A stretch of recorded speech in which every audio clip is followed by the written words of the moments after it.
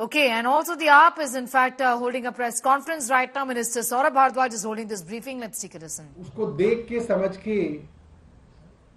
ये बात कही जा सकती है कि ये पूरा का पूरा मामला मनी लॉन्ड्रिंग का नहीं, ये मामला हिंदुस्तान के इतिहास का सबसे बड़ा राजनीतिक षड्यंत्र है, जिसके अंदर हिंदुस्तान के सबसे ज्यादा वोटों से और सबसे ज्यादा सीटों से जीतने वाले किसी भी राज्य के मुख्यमंत्री में सबसे आगे जो आते हैं अरविंद केजरीवाल, उनको और उनकी पॉलिटिकल पार्टी को और उनकी दिल्ली और पंजाब की दो सरकारों को नष्ट करने का, कुचलने का, खत्म करने का एक बड़ा षड्यंत्र है।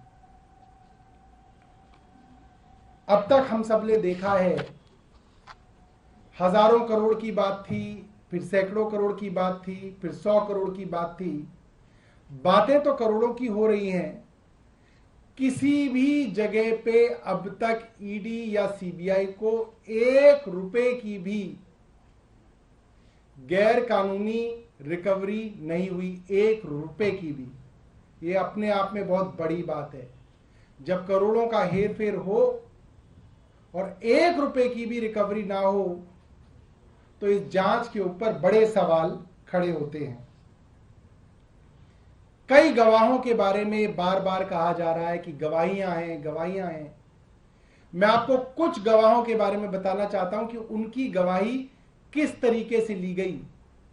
बार बार कोर्ट्स में ऑन रिकॉर्ड ये बात आई है कि गवाहों के ऊपर दबाव डाला गया, गवाहों को मारा गया, पीटा गया, डराया गया, धमकाया गया और उनके ऊपर यह दबाव बनाया गया कि वो अपनी पुरानी गवाही बदल के वो गवाही दें जो ईडी कह रही है, जो केंद्र सरकार की एजेंसी कह रही है, वो गवाही दें। और ये ऑन रिकॉर्ड है, ये मेरे एलिगेशन नहीं है, ये सब ऑन रिकॉर्ड है। चंदन रेड्डी, जिनका अपना बयान बदलने के लिए उनके ऊपर दबाव डाला गया, उन्होंने हाईकोर्ट के अंदर रिट डाली है इस बारे में।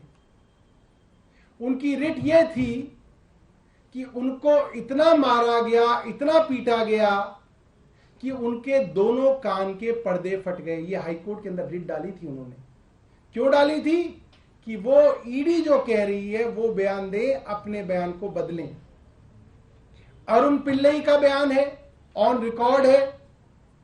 उनको अपनी गवाही बदलने के लिए डराया गया, धमकाया गया। उनके परिवार के बारे में कह के उनको डराया गया, धमकाया गया। उनकी पत्नी के बारे में, उनकी बेटी के बारे में। ये ऑन रिकॉर्ड है, ये मेरा एलिगेशन नहीं है, ये कोर्ट्स में ऑन रिकॉर्ड बात है।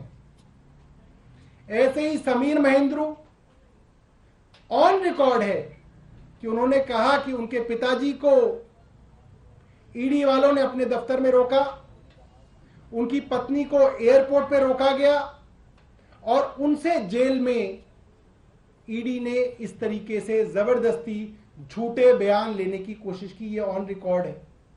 और इसके अलावा ऐसे कई गवाह हैं। संजय सिंह जी ने अप्रैल में एक प्रेस कॉन्फ्रेंस की थी, अप्रैल 2022 के अंदर। उन्होंने सब गवाहों के बारे में और उनकी कोर्ट्स के अंदर जो स्टेटमेंट्स थी उसके बारे में, जो ऑन रिकॉर्ड बातें आई हैं उसके बारे में बताया था, किस तरीके से गवाहों को डरा के, धमका के ईडी ने झूठे बयान लिए हैं।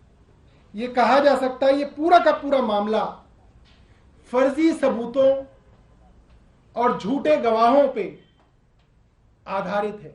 इसका आधार ही झूठ है। इसके बाद जो सबसे बड़ी गवाही अरविंद केजरीवाल जी के खिलाफ इस्तेमाल हो रही है वो है मगुंटा रेड्डी और उनके बेटे राघव रेड्डी के विषय में। मगुंटा रेड्डी के बारे में हम सब जानते हैं कि उनको एनडीए ने, प्रधानमंत्री मोदी जी की अलायंस ने आंध्र प्रदेश के अंदर टीडीपी से टिकट दिया है, वो एनडीए के सांसद बनने के उम्मीदवार हैं। उनके विषय में भी मैं बताऊं, मुख्यमंत्री जी ने भी कोर्ट में बताया था, 16 सितंबर 2022 को मगुंटा रेड्डी के यहां छापा पड़ता है। उनसे अरविंद केजरीवाल जी के बारे में पूछा जाता है। उनकी स्टेटमेंट है सेक्शन 17 में। उनकी स्टेटमेंट में अरविंद केजरीवाल जी के विषय में कोई ऐसी बात नहीं है जो अरविंद जी के खिलाफ हो। 5 महीने बीतते हैं। 10 फरवरी 2023 को राघव रेड्डी, जो मगुंटा रेड्डी के बेटे हैं, उनको गिरफ्तार करती है ईडी, जेल में डालती है। राघव के जेल में 6 बार बयान होते हैं। उनके पिता के कई बार बयान होते हैं। सब बयानों में वो कोई ऐसी बात नहीं कहते जो अरविंद केजरीवाल के खिलाफ हो। ये बात ऑन रिकॉर्ड है। उसके बाद 5 महीने जब बेटा जेल में रह लेता है तो बाप टूट जाता है और 16 जुलाई को राघव के पिता मगुंटा रेड्डी अपना बयान बदल के अरविंद केजरीवाल के खिलाफ पहली बार बयान देते हैं। ईडी का काम पूरा हो जाता है, केंद्र सरकार का काम पूरा हो जाता है। 18 जुलाई को राघव रेड्डी को छोड़ दिया जाता है। फिर क्योंकि छोड़ दिया जाता है तो छोड़ने की शर्त ही यह है कि अरविंद केजरीवाल के खिलाफ बयान देना है। फिर वो बयान अरविंद केजरीवाल के खिलाफ देते हैं, चाहे वो सेक्शन 50 का बयान हो, चाहे वो सेक्शन 164 का बयान हो।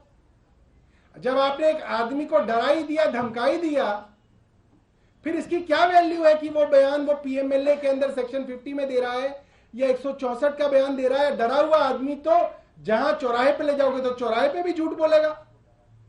जब आपने उसको बेल ही इस कंडीशन पे दी है कि आपको छोड़ेंगे, तब जब आप बयान अरविंद केजरीवाल के खिलाफ दोगे तो इस बात की क्या कीमत रह जाती है कि वो बयान ईडी के सामने दिया जा रहा है या मजिस्ट्रेट के सामने दिया जा रहा है। ये बात तो साबित हो गई कि उसको डरा के, धमका के, जेल का डर दिखा के उसके पिता को और उससे गलत और झूठी गवाही ली गई। ये बात तो साबित है। इसमें क्या बचा है? और इन लोगों के भारतीय जनता पार्टी से सीधे संबंध है, यह बात साबित है क्योंकि वो आदमी जब तक एनडीए की जो खास बातचीत थी वो जगन रेड्डी की पार्टी से थी, तब तक वो जगन रेड्डी में थे। जब एनडीए से बातचीत टीडीपी की शुरू हो गई तो अब वो टीडीपी में आ गए और उनको टीडीपी से टिकट मिल गई। ये बात तो बिल्कुल साफ साफ है। आज जो फैसला हाईकोर्ट का आया है, कोर्ट है, कोर्ट के इंस्टीट्यूशन है, इंस्टीट्यूशन का हम सम्मान करते हैं और हम सम्मान पूर्वक ये कहना चाहते हैं कि हम इस फैसले से सहमत नहीं हैं और इस फैसले के खिलाफ हम सुप्रीम कोर्ट जाएंगे और सुप्रीम कोर्ट के अंदर अपनी बात रखेंगे। आपका कोई सवाल है तो आप पूछ सकते हैं। सौरभ जी, आप वही आर्गुमेंट्स दोहरा रहे हैं जिसको दिल्ली हाई कोर्ट ने अभी खारिज किया है और ये भी कहा कि अप्रूवर जो है वो एक टेस्टेड फॉर्मूला रहा है, साथ में बेल ईडी नहीं देती है, कोर्ट देती है।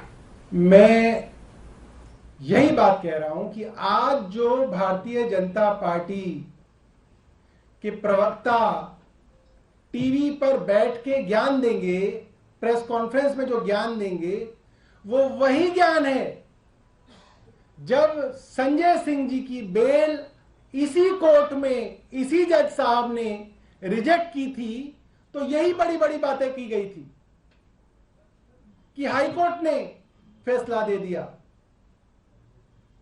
डिस्ट्रिक्ट के ऊपर हाई कोर्ट होता है, हाई कोर्ट के ऊपर सुप्रीम कोर्ट होता है। इसीलिए बनाया गया है कि संविधान निर्माताओं को यह बात पता थी कि अगर निचली कोर्ट गलती कर दे तो उसके ऊपर जाया जाए और अगर वो कोर्ट गलती कर दे तो उसके ऊपर जाया जाए। इसीलिए फैसले पलटे जाते हैं।